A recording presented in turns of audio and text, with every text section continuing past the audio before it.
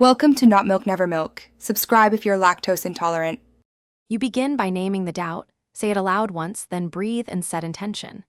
Focus for 10-15 minutes, read a specific Quran verse or listen to a concise lecture. Once done, take notes, write one question and one insight. This immediate action breaks the loop of rumination. Make sure to keep the session short and consistent. Consistency wins over intensity. You're planting small, steady habits. This is how certainty starts rebuilding, step by intentional step. Once you've started, dig deeper. Map the doubt into 3 parts: belief, evidence, emotion, so you know what to address. Read tafsir and contextual explanations. Language and history often dissolve confusion. Then, test your understanding by explaining it aloud in 1 minute. Make sure to schedule a conversation with a reliable teacher. Bring your notes and specific sentences that trip you.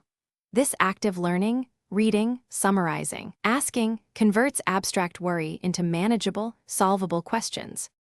You now solidify change by practicing for 21-40 days. Study, pray, reflect, then review progress weekly. Keep a doubt log that lists triggers, your responses, and evidence that reduce the doubt.